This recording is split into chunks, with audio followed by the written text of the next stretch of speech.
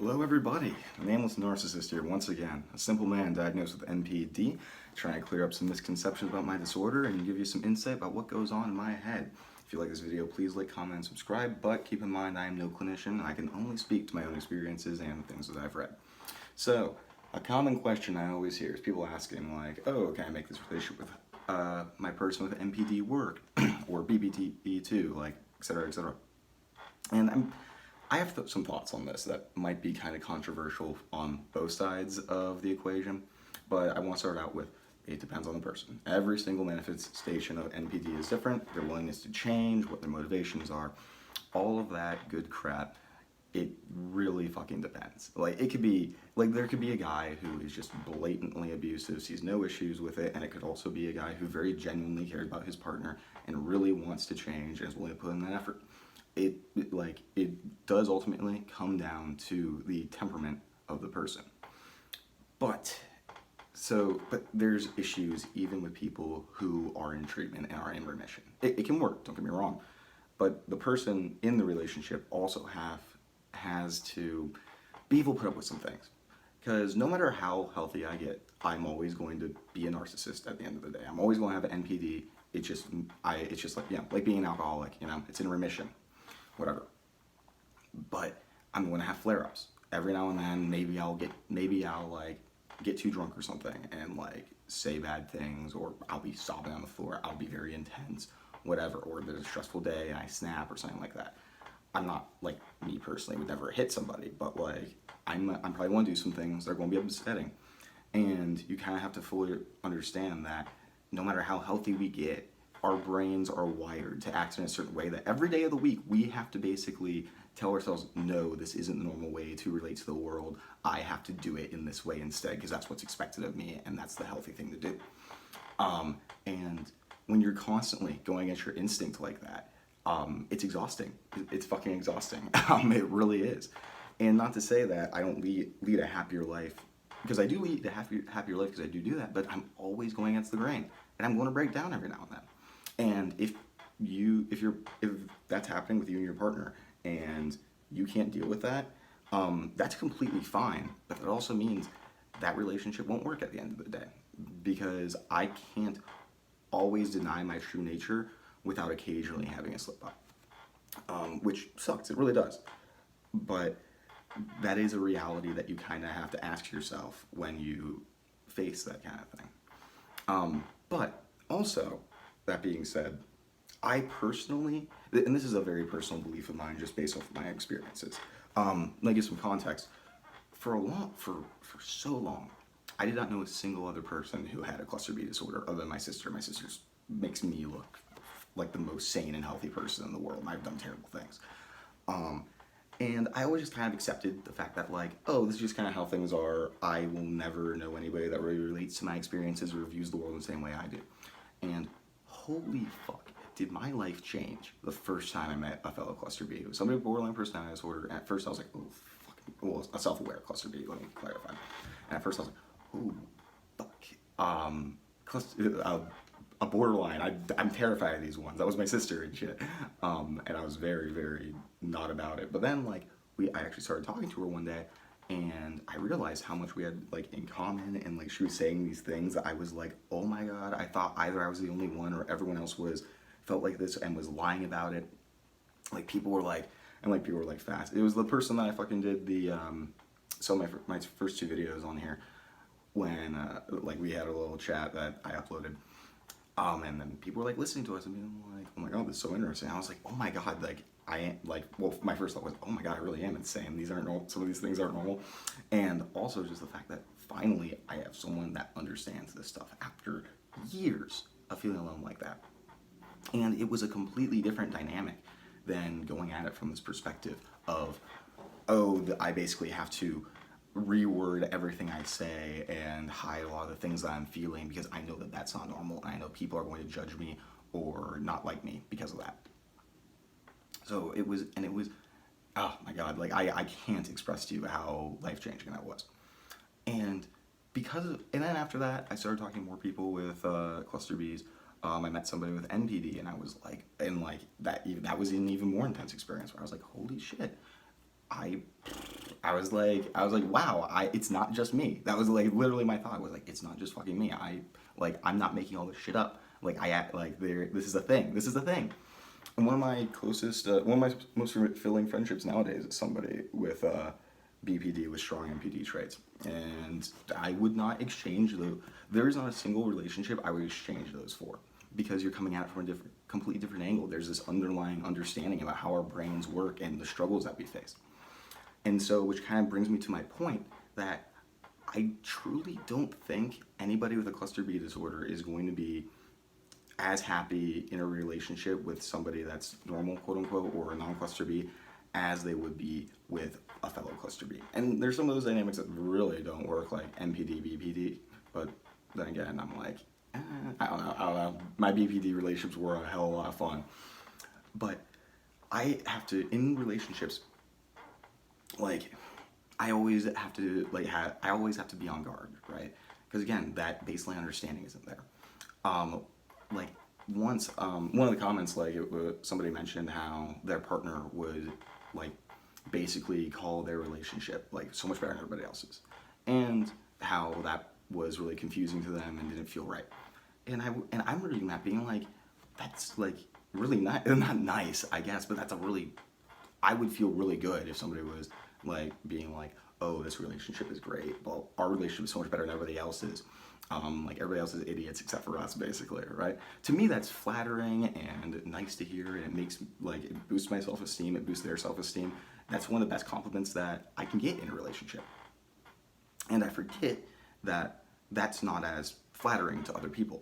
I forget that that's not like something that other people want to hear. That like they think that those comparisons and stuff are like wrong, quote unquote, or not helpful, or whatever.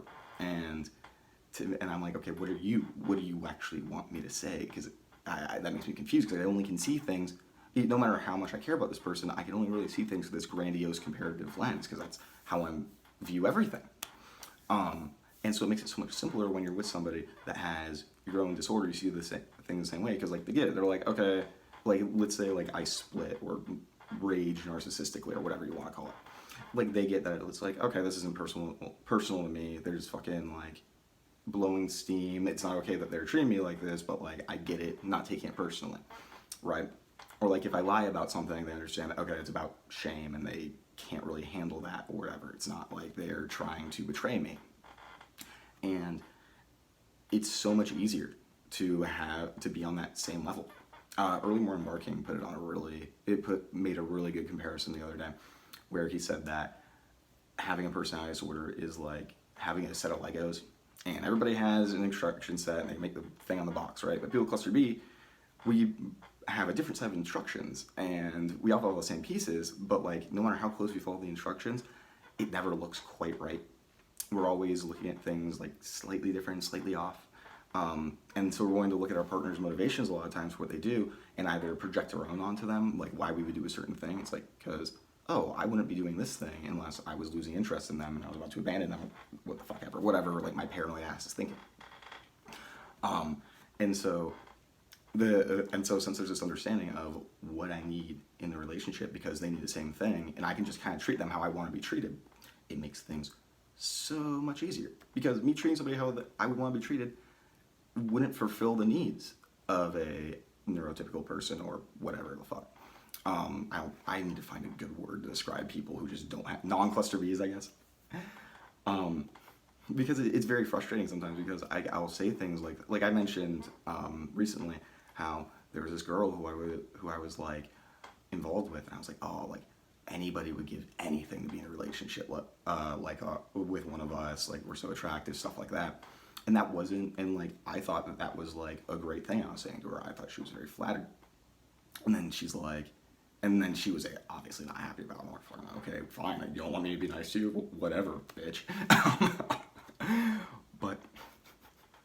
But yeah, and also, this one's going to sound really mean, but I get bored in relationships with normal people. Like because I can't relate to them on that level, I don't have that same kind of emotional connection. I want that same emotional connection. I feel that easier with other people with NPD, honestly. But since they'll talk about things that like we'll talk about like, you know, being stressed at work and stuff. And it's like every day I come home, it's like, blah, blah, blah, blah, at work. I'm like, shut the fuck up. I'm so not interested in this. I either want to talk about myself or at least something I find interesting. What is the point of bitching about your work all day?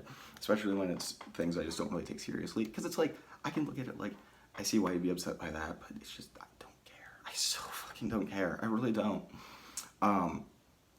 And it's like, and I feel like I have this obligation because I'm dating them to like listen to all their bullshit I just don't care about. And it's exhausting. And again, boring. It's just so boring. It is. The things that give them joy aren't the same things that give me joy. And I want to be out doing things, being excited, having adventures, like being the best people there are. And that's not, but other people want safety and routine and stuff like that. And that's fine. That's completely fine. That is what they want, but that is the farthest thing from what I would want and most people with NPD would want. I don't want to feel safe. Let me rephrase that. I don't want to feel complacent. That's the big one. I want to feel like we're always growing as a couple, and I want to be going and doing things. I want there to be kind of a push and pull in a relationship, because how I view love is kind of messed up. And when I do crazy things in a relationship because of how fucked up my perception on love is, it's hard to get that across. It's hard to get that across to a normal person. It's like, how am I supposed to explain that everything that like, anytime I act like that, it's because I am so afraid at every moment that they're going to reject me, and I have this need to reject them first so they can't tell me I wasn't good enough. How am I supposed to explain that to somebody? They're like, oh, I've told you that I care about you, and that like you should trust that. It's like, I don't trust anybody when they tell me that they love me. It all feels like a lie. It feels like you were telling me that just as a performance, like I would to a lot of people, and I don't trust it. I feel like you were going to find any excuse anytime I mess up at all, that you were going to leave me and abandon me. Anytime I lose control, anytime I have an emotional outburst, anything. Everything is a threat. Everything is a threat because I feel deep down so utterly worthless that it blows my mind that anybody can tolerate me, especially when they see the real parts of me, right? And explaining that to a partner has never gone well. They take it personally. They're like, oh, like, it's like, oh, well, you should trust me, blah, blah, blah. It's like, I can't. I literally can't. I need constant reassurance, basically.